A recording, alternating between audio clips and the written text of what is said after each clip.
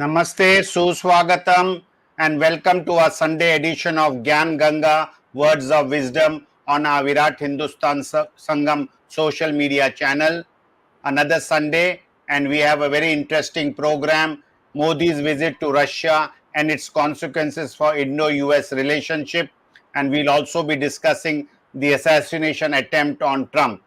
With these words, I wish to tell our viewers that do subscribe, share, and like our channel. We are on various social media channels, and we will be every Sunday at 8 p.m. as you all know and have patronized us on this program. With these words, it's over to Dr. Subramanian Swamy. Thank you, Jagdish. Actually, we had prepared for a very important matter for India. But what's happened in the United States has international ramifications. So we can have something about it towards the end. Let me begin by saying that it is very well known, the whole world, that Russia is an accepted, admitted junior partner of China. That there's nothing that Russia will do which the Chinese don't want done. And that's all the scholars of China and the scholars who study Russia, they have written about it. And there is, in my mind, no doubt whatsoever that there's not a day that Putin can survive if Xi Jinping was not holding his hand. So therefore, today, to find the Prime Minister of India talking about all the time about our standing alone and all that, rushes to Russia to have a meeting with Putin. Now, what he comes back is not what we need most from America, and that we have paid for, and therefore we should be anyway getting it from Russia. And that's the military weapons. S-400, we have paid. We just got one. Then they said the Chinese need it very urgently, so we're giving it to them. Since then, there's been no delivery. What the name? So therefore, I thought that Modi was going to go and pressure to get more weapons and so on. But all that he got was a lecture on economics.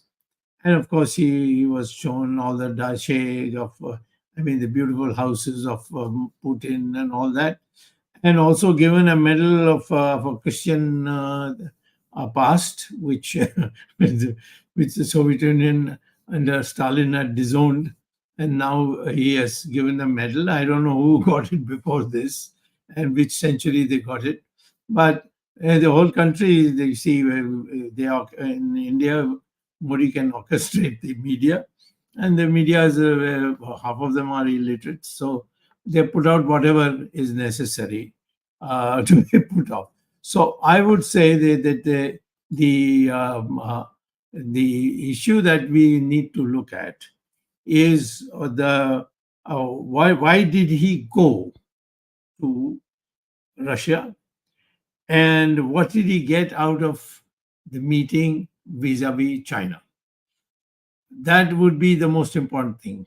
But unfortunately, I have not much to report on it because he never spoke. The Chinese was barely spoken in formal terms. The second thing is that you have to understand that China is not just an ordinary country, ordinary enemy of ours in the sense they blow hot and air and catch a little territory here and there. China has now got status in every country surrounding India: Nepal, Bhutan, Bangladesh, Sri Lanka, Maldives, and of course Iran and other things on this side, and of course Pakistan. Now we are surrounded by China, and on top of that, the Chinese have come and taken somewhere around 4,064 square kilometers of undisputed Ladakh. and Mr. Modi is refusing to make that public. I have gone in the right to know, the thing in the courts, and I'm waiting for a result, which will maybe sometimes at the end of this month, from the High Court, because the bench, the responsible officials were unable to offer an answer to my question about how much land has China taken since 2020. I'm not talking about 1962. So that is being denied to us. Nobody knows. I speak to military people, they are in agony. And they tell us that, it's very, very heart wrenching for being us to be told, don't go there, the Chinese are already there, that sort of thing. So I think Mr. Modi is complicit for reasons which I think much more research needs to be done. But he's complicit in not taking up China. If you have no weapons to take on China, then get the weapons and get to those countries which are hostile to China. But what he has done is gone to that country, that is Russia, which is a junior partner of China.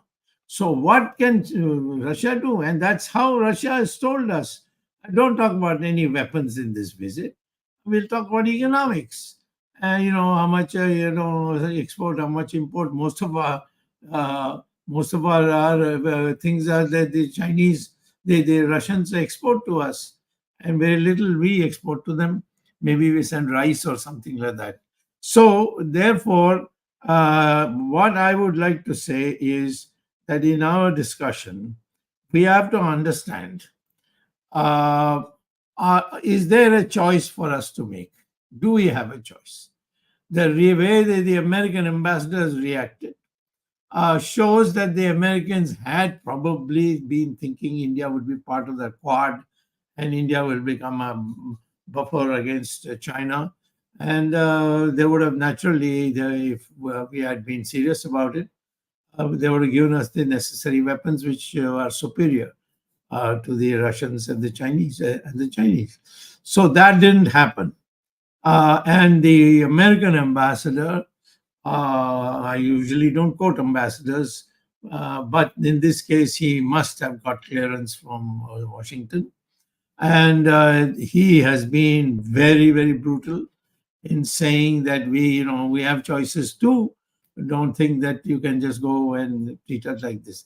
How are we going to face the world on Ukraine?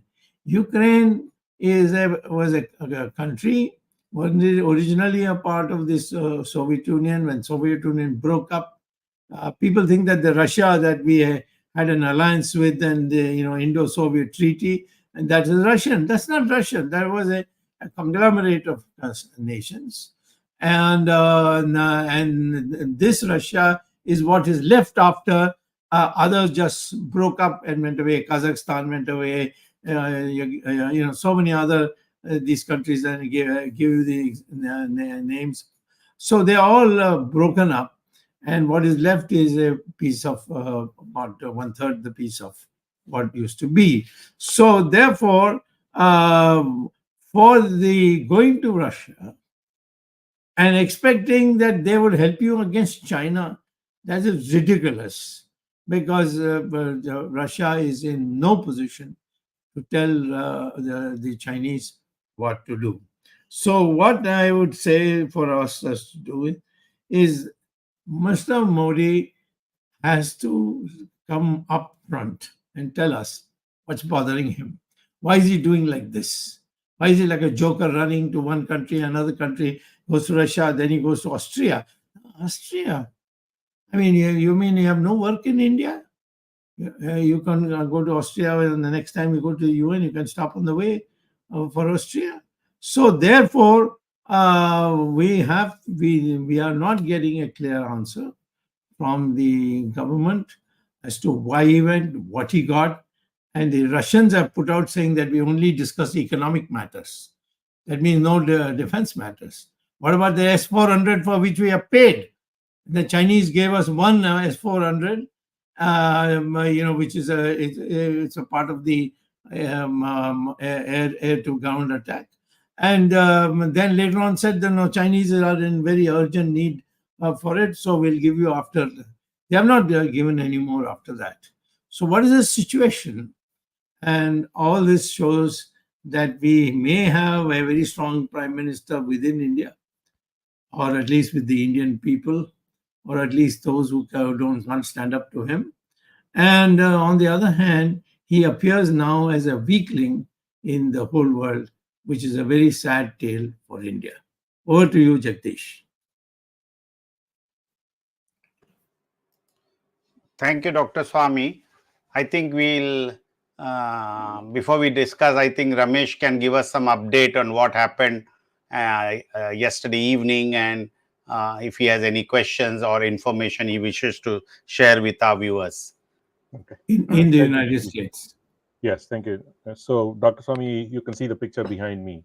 So, in a rally in Pennsylvania, when Trump was addressing a good sizable audience, about 6,000 people, which is big for the American standard, because a lot of people had turned up.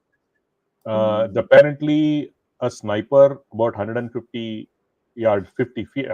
feet away, which is very, very surprising, on top of a roof of a building, he fired shots at the former president. The first one missed him. The second one, he as soon as he heard the first one, he turned.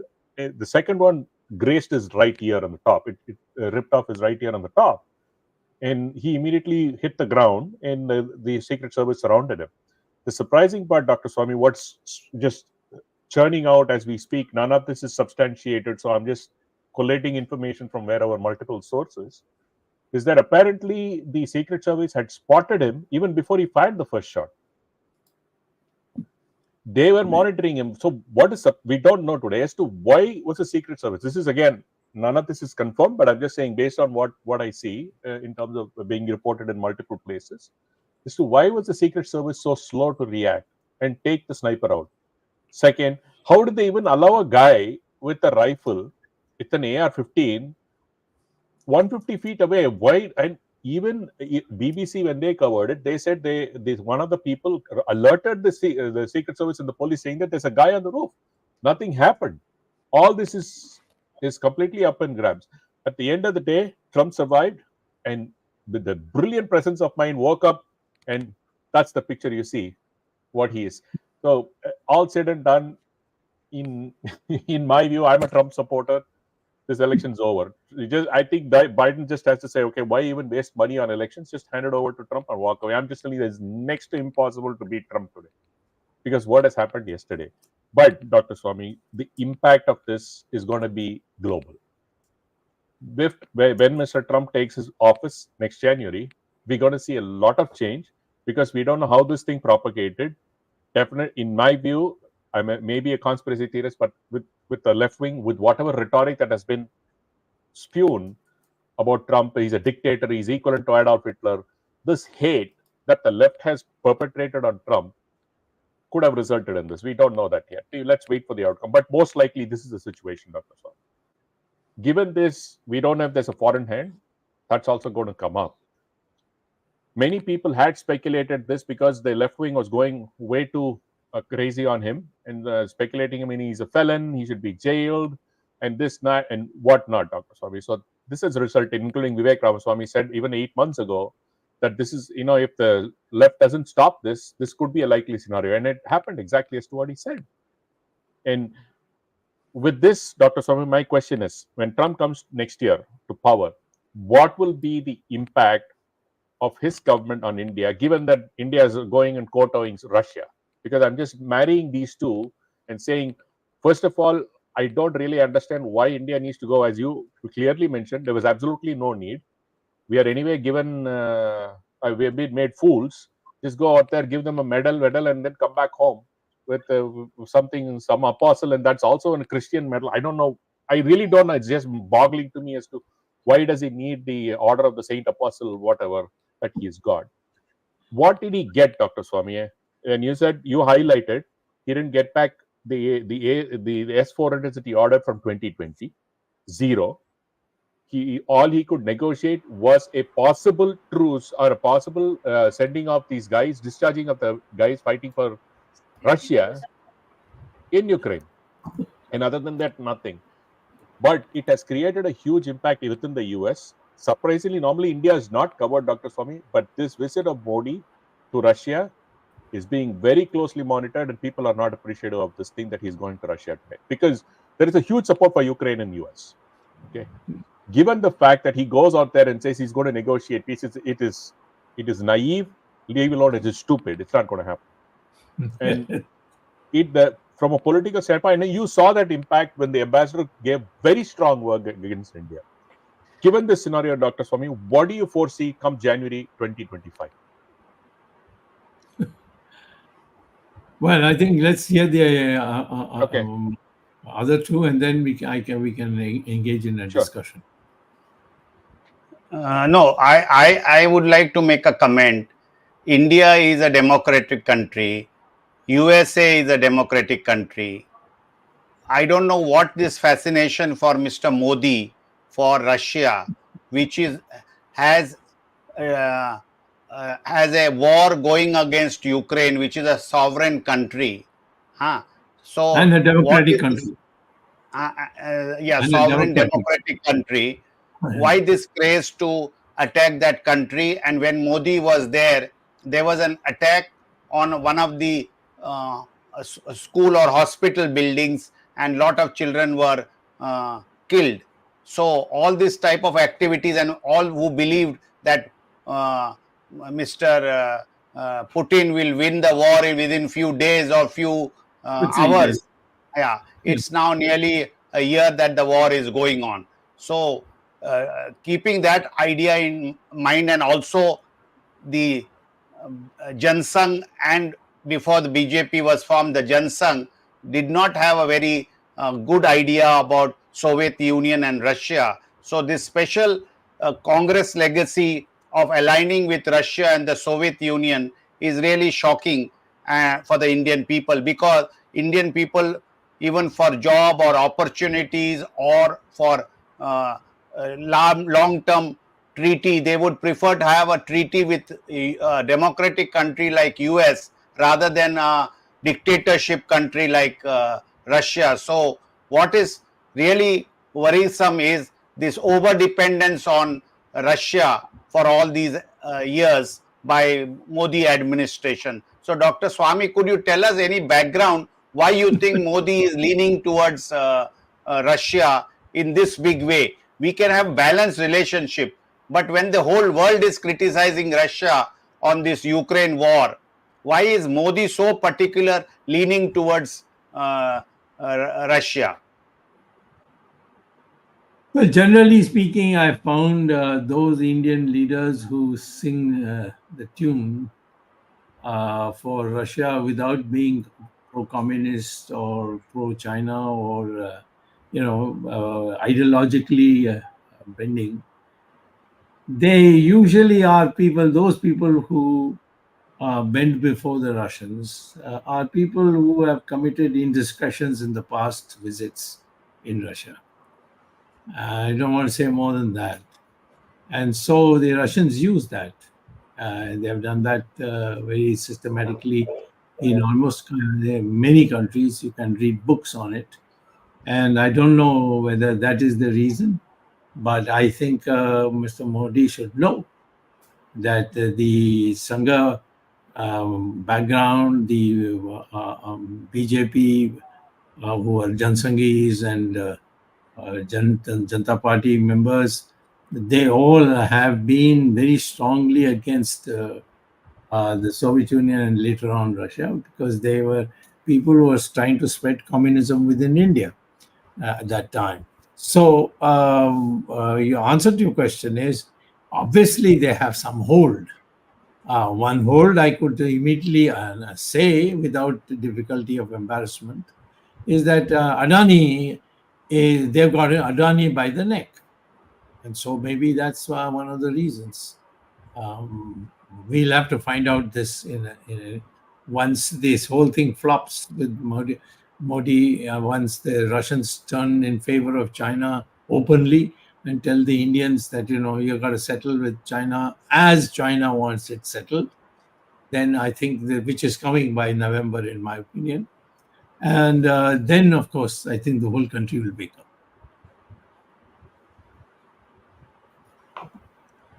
And Dr. Swamy, what will be the impact on India once Trump takes over? Is that going to be, given that Modi has visited and it has not been appreciated across the board in US? Yes. So what will be its impact? You see, as far as the United States is concerned, they have one bottom line.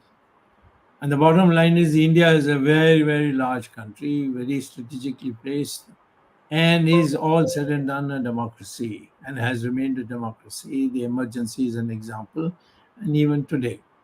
And so the Americans will have a lower line, which they will not fall below. And the upper line is if you don't become a ally. When we did the Quad as it was called, when we made those four countries, and created, the Americans are all set with a long list of things that they're going to give to India on military matters. Then they found Mr. Modi saying this is only for human rights, or I think he said about environment. Yes, this the Quad is only for environment, and then after that the Americans have cooled off. At the moment, the Americans are definitely hostile to the politics that is being pursued by the BJP government. And one more thing, Dr. Swamy, surprisingly, I don't know why, these visits, Modi's visit coincided with the NATO visit here. So we have to evaluate from that perspective. Obviously, that has been discussed according to Washington Post and a couple of other newspapers that have been reporting here, that this Modi's visit to Russia was discussed during that. So there are some things going on. So I feel not only will there be an impact on Indo-US, the other Western nations will also look at this very closely and see where this outcome is. Because one thing, he went out there, Modi did not have the stature to go and tell Putin or pull him up for attacking Ukraine. Obviously, I don't think he would have done that, or even have discussed that. I don't think they even discussed it in this process. Agreed. You see, the thing is that in the NATO meeting, they called people from the Quad, but they didn't call India. They called the other three countries. Of course, Japan is not a member of the NATO, but they were invited. Australia is not a member of the NATO, but they were invited. Australia. Australia too. Yeah, no, Australia is anyway not in the NATO. Yes, you're right. Correct. No. Australia. I'm talking about Australia. And then we were the third. We were the only people who were left out. And from that itself, I think could have made Modi a little agitated, but that's not an explanation for why he should take this agitation to go and powwow with the Chinese, with the Russians. And what did the Russians finally say? We will not discuss weapons. Only on economic issues and the prices of exports and imports. This is all that they discussed. And Dr. Swamy, one is what has been traditionally, again, he went there saying that we needed oil, we needed this, and as you said, it's more for trade and balance. Is that a good excuse? Because that has been bandied about in Indian press, saying nobody in the world is buying Russian oil. We are doing a great favor by buying. It's not that we can't buy from others, but we will get oil from other countries if we agree to the blockade which the United States has put on Russia. So, the Russian oil is far inferior to the ones you get from Venezuela or from Latin America, or even from the United States, from their tanks. So, I don't understand why India should not. After all, what all Americans are saying, that if you pick on a small country which is a United Nations member, which is Ukraine, then you deserve to be blockaded. And so the other countries have all followed. So, I'm talking about the principal democratic countries. India should have been part of that. And since no one was buying oil, India started buying oil and started dancing in glee that, oh, we are getting Russian oil cheaply.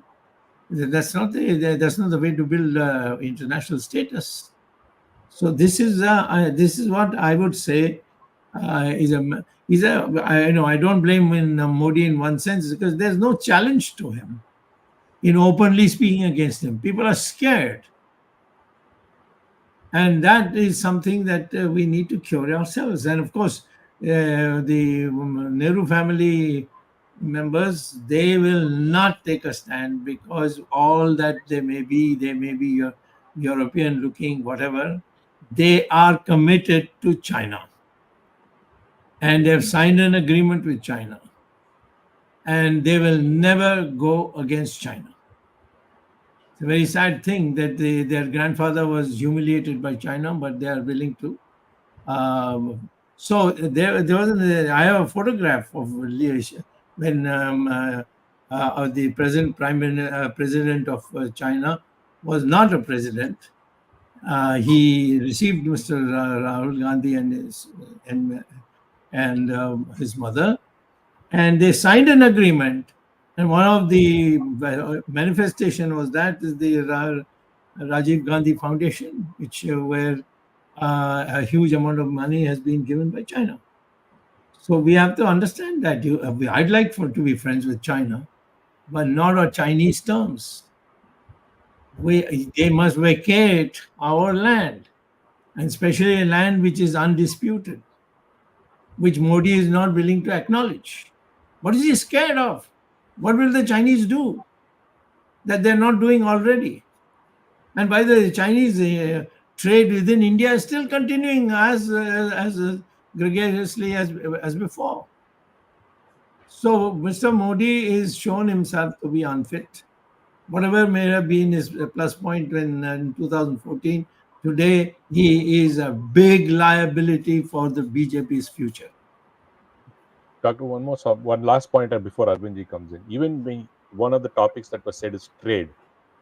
I mean, the trade imbalance is really way skewed, Doctor. So I mean, we import from Russia $64 billion worth of it, and we export only $4 billion. I mean, what is this? What kind of a trade reason as to why would you go talk to Russia with? I mean, there is nothing that you have that Russia wants, but you're importing $64 billion, and people are jumping around saying, "Oh, we got cheap oil." This mentality I don't understand, Dr. Swamy. You want cheap oil from Russia, but you want everything else from America without any conditions. How is this possible, Dr. Swamy? You want the technology, you want IT services, all outsourcing jobs from America should come to India. You want this technology, that, etc. But we will buy oil from Russia. I mean, I don't understand this logic. Is there a single newspaper which is reflecting what you're saying? Not one. Then what is the point in saying he doesn't care? Who the hell are you? I will do what I have to do. This $60 billion gap, and we are saying we need Russia. What for do you need Russia? And one last point, one very good question one of the viewers asked was, given this Russian visit, is there a possibility the US can impose, if they really push this envelope a little bit further, is there a possibility of US imposing sanctions on IT services? It's quite possible, Dr. Swamy, I can tell you that. Given the economic situation in the US, they could use this as a cover or whatever. But I think it might have a very serious impact. This is my view, given that I'm in this industry. So that's the question. So how many jobs will be lost when US put sanctions on it? This is a serious impact on Indian's economy. And I don't understand why these andbugs and gutbugs are thinking, we are getting cheap oil. I mean, all you do is, drink oil then, Are you going to do that? Because nothing else is getting imported from Russia. You $64 billion worth of nonsense you're importing. What, are you going to drink oil? I mean, Andhabugs and Gunbugs asking questions should be also takes a little bit of sense in there and saying that what is going on. Like, look at the larger picture. Don't look at your simple, selfish motives of saying, I want cheap oil. Well, first of all, I'll say that if your national interest requires it, no harm in facing sanctions of the United States, and to tighten your belts, whatever you have to do. But the United States, you can't do this and get away with it. But I'm not. I would like to be friends with the United States for a different reason. They have far superior weapons to anybody else in the world. Far superior. And we need them because we otherwise produce most of the weapons in our own country. But the new ones that we require in dealing with China, the Americans have it. They are not giving it because you are not a partner. So this is one reason why we should be friends with China, even if it with the United States, even if it means breaking with Russia, even if it means breaking with China. China, of course, you're almost broken. So second thing is, your people go to the United States to get educated. And even if they stay there, they are contributing here. So it's the intellectual property aspect of our relationship with China, with the United States. How can we forget? I myself am a product of that. I went to Harvard. I wrote a joint paper with Paul Samuelson, was a student of Simon Kuznets, and I came back. I understand economics better than anybody else in India. And when I write articles in the Hindu, people all say, why don't you write more? Well, the country is not in the mood, the government is not in the mood to listen to what I'm saying, but I'm saying that the intellectual property that we gain by being friendly with China, with the United States, is enormous. Of course, we will not sacrifice our self-respect, and we will not sacrifice the United States loosely helping our enemies like Pakistan. All that, but these are all things that you work out, give and take. You live in the United States. Americans are great ones at give and take. Dr. Swamy, as Jagdishji said, India and USA are true democracies. And I don't even see there is no such thing in Russia. So that is also a very important factor because we strongly believe in it. Yes, I agree. They can infiltrate. They do. They have. There is not only ideological thing. There are other methods also of tantalizing you, in which they can even trap your prime minister with. So therefore, I would say that a dictatorship should be a second level interest for us. We should give all democratic countries the priority, because this is the crucial fight that is going on between democracy and dictatorship.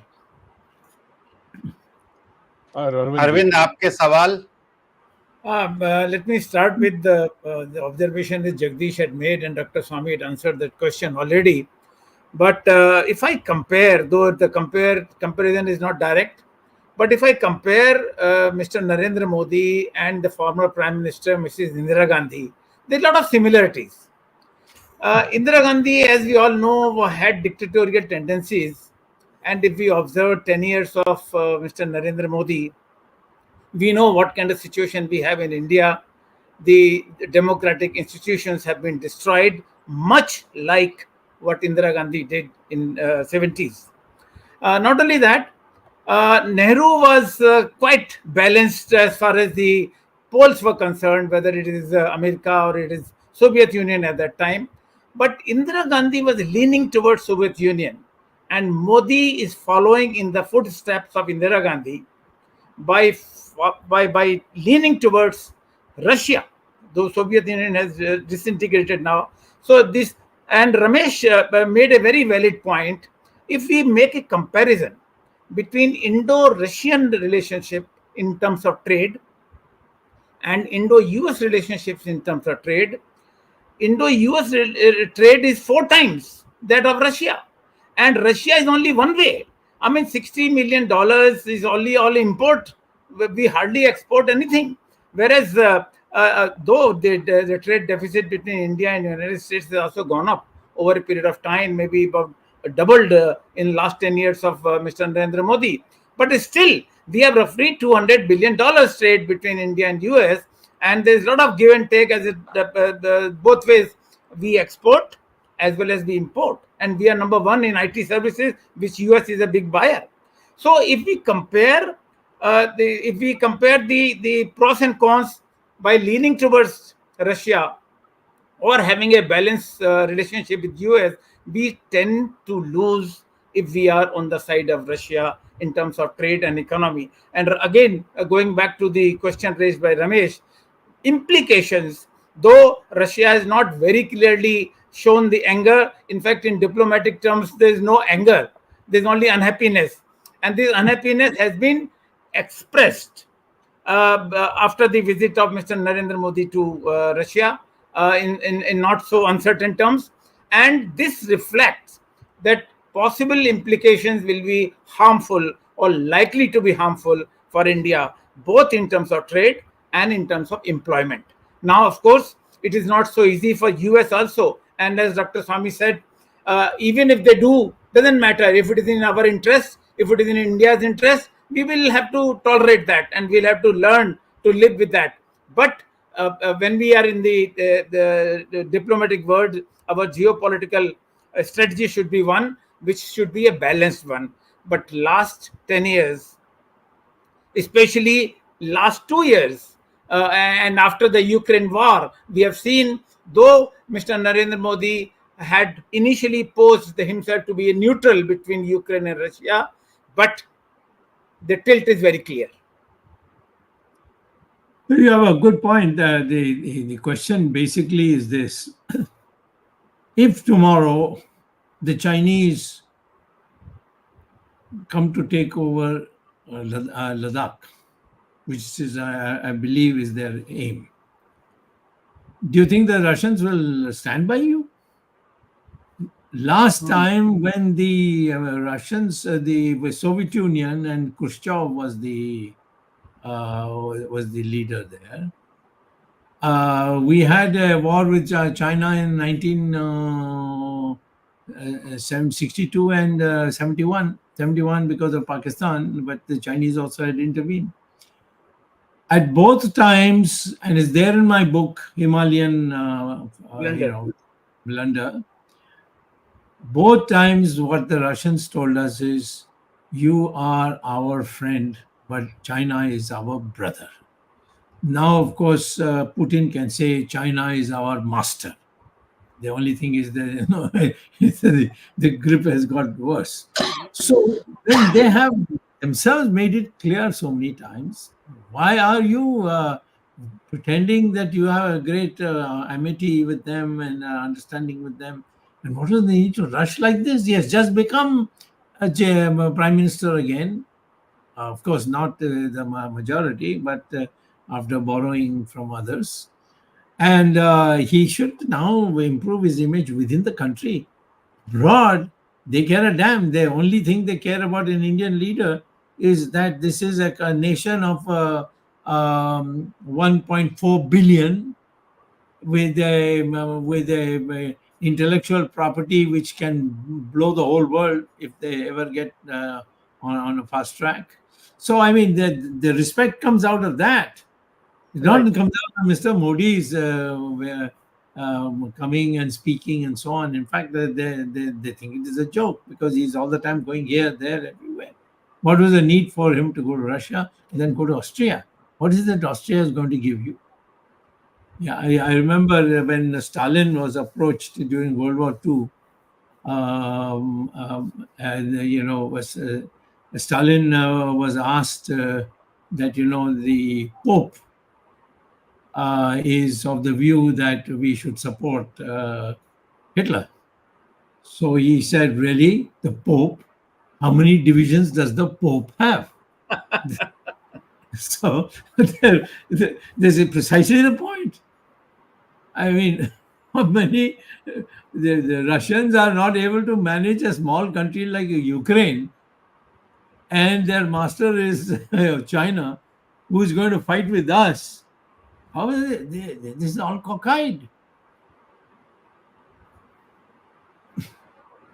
No, one more question, Dr. Swamy. We all know that BJP does not have a complete majority in the present parliament, only 240 seats. So we can speculate how long will Mr. Modi last, whether he'll survive for this period or not. On the other hand, we have also been hearing for last 2 years almost the questions about Putin's health, and not only health, that is the physical health, but even political health in terms of instability in Russia. There are groups which are against Putin. So the question is, how long will these two leaders last in their power, and how long will these meeting will affect India? See, the United States, they will come out with the bulletins and so on and so forth. We are not like that yet. But let me say one thing. Putin's first preference in India is Sonia Gandhi. You remember in 2004, Putin told Sonia Gandhi to come to Moscow alone. And she said, I want to see where my father was kept in jail, because he was a member of the Hitler's army, her father. And when Hitler crossed into Russia, Stalin smashed them and he was put in jail. So she wanted to go and see which jail her father was kept. And that was a place called Vladimir, near St. Petersburg. St. Petersburg is the home of Putin. But Putin called her, invited her. And the Soviet Union collapsed, the Russian embassy. There was an ambassador who was very outspoken. And he told me that we regularly had a KGB man come and deliver money, which was given to Sonia Gandhi. I'm ready to say this on television because it's there in a book written by a Russian scholar who's a Harvard PhD, who then was made the chairman, a member of the, by Yeltsin, when Yeltsin became president, to investigate the KGB. The KGB was bound up. Today we have something called FCR or something like that. But so they don't know, you will not appreciate unless you see it yourself, the depth to which all these people are compromised. And we have to deal with both of them, both Modi and Sonia Gandhi, at the same level as far as the Soviet Union is concerned. But doctor Swami, मैं हिंदी में पूछ रहा हूं, अगर राष्ट्रवाद की दृष्टिकोण से हम देखें तो पुतिन भी चाहेंगे कि अगर मोदी और सोनिया गांधी या मोदी या कांग्रेस में से उनको एक कोई चयन करना है तो वो कांग्रेस को चयन करेंगे.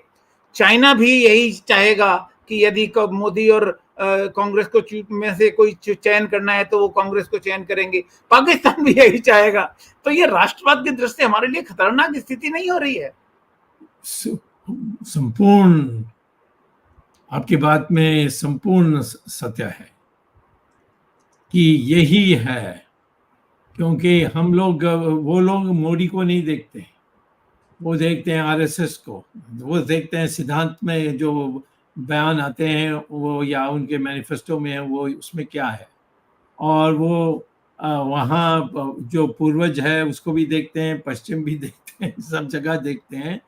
मैं कहता हूँ कि बीजेपी, मोदी का बात नहीं है, बीजेपी को कभी नहीं आने देना है, ये इन लोगों का लक्ष्य है. और ये मिस्टर मोदी समझता नहीं है. ये कोई भी पार्टी हो और विदेश से वो कहेंगे वो हम मैनेज कर सकते हैं, इनको हम नहीं मैनेज कर सकते हैं, क्योंकि हिंदुत्व में जो बनेगा एकता, उससे हमारे लिए खतरनाक खतरा है. खतरा है, यस. बट अमेरिका उदासीन है हिंदुत्व के प्रति, मोदी रहे या बीजेपी रहे, रहे। हमने तो इनको अमेरिका को क्या नहीं बोल के आए। ये जब गया था मोदी, हाँ। तो क्या क्या क्या प्रॉमिस करके आए। उसने जो करना नहीं चाहिए था, उसने प्रोटोकॉल को तोड़ करके ये वाइस प्रेसिडेंट से भी मिलकर आया था, हम्म, जो आधा हिंदुस्तानी है। आज की अमेरिका की जो वाइस प्रेसिडेंट है हम्म, कमला हैरिस, कमला तो हैरिस। उनसे भी मिलकर आया। ये कह करके मैं तो उनके कमरे में जाकर मिलकर आया। 1-to-1 उन्होंने, मीटिंग। हाँ, तो इसीलिए मैं कहता हूँ कि वहां उन्होंने ये इम्प्रेशन दिया कि हम दूसरे हैं, हम सोनिया गांधी नहीं है, हम कांग्रेस पार्टी नहीं है, हम राष्ट्रवाद के कारण अमेरिका के साथ, लोकतंत्र के साथ रहना चाहते हैं। ये इम्प्रेशन देकर आने के बाद आज सबको लगता है कि हमें इन्होंने धोखा दिया है। वही है समस्या। Dr. Swamy, can you foresee the situation which is better for India? Suppose Putin is no more there in Russia, and in this what happened last week, what happened yesterday in the US, if the Trump comes back, so the Trump there and a replacement of Putin there in Russia, do you think situation really better for India? How can it be better? It is a well-defined system. They have inherited from the communists. So whoever comes has to conform to the system. What was Putin? Putin is, in fact, one of the most freelancing person. He was a KGB man. He was posted in East Germany before it became one. And as a KGB man, he felt a great deal of freedom. They have the maximum freedom. But once he got into the system, he cannot change, because he has the army there, he has the new FSB or something, which is called new KGB. So I don't think that any difference will be there. Okay. Yeah. There may be somebody who may want to modify, like the one who brought in Glasnost. What is that? He brought about change, and then ultimately he disappeared. There was a leader who spoke about democracy and this and that. In fact, did something. Yeltsin also brought in democracy, disappeared. Perestroika and Glasnost. Yes. Gorbachev. Gorbachev, yeah. I was a minister when Gorbachev was the president. And when Rajiv Gandhi wanted to go and meet him, so we arranged for him. And he told Rajiv Gandhi, because Rajiv Gandhi told me this himself, that the only thing that Gorbachev told him is, please talk to Mr. Chandrasekhar and get our relations improved with United States. Because of this refueling thing, which I did, the Americans had become very pro Chandrasekhar government. So, I mean, this is the extent to which they are. They can't make friends with America, but they have to come around and ask for it. This is the situation. It's you see, international affairs are always complicated. There are lots of ifs and buts, but we must know what our objectives are. Our objectives are that we will protect our country. 2, we will stand on our own feet. We will not depend on any country for money or anything. We will do commercial work. And finally, we will have a strong army. These are the things that we need to do. Dr. Swamy, now that the elections are very close for the United States president, what do you think the present today's or last night's attack on Trump will have during the campaign of the elections in the United States? What do you feel? Well, we got somebody who lives there. You're asking But a guy let who's me add supposed to. my two bits first. Yes, sir. Yes, sir. I think unless the Democrats come up with some new scandal or and a new president candidate, I don't think that anybody can stop Trump from becoming president. But don't expect Trump to be friendly to you. He can be personally friendly. That'll fool you. He was very friendly with North Korea. In fact, he had him come to Singapore and meet him, but it did nothing for him. So Trump is a pure nationalist or ultra nationalist, and so don't bank on that he'll be better for India or worse for India. Yeah, Dr. Swamy, Ramesh, say something yes, on this. you're bang on the Dr. Swamy. I cannot dispute anything on that because he's absolutely a nationalist, and he puts America first. That's his slogan. Period. Yeah. He doesn't care what the consequences are. America first, our interests first, and then only everything else. He will, because you cannot predict that he's got to stand against Russia or China.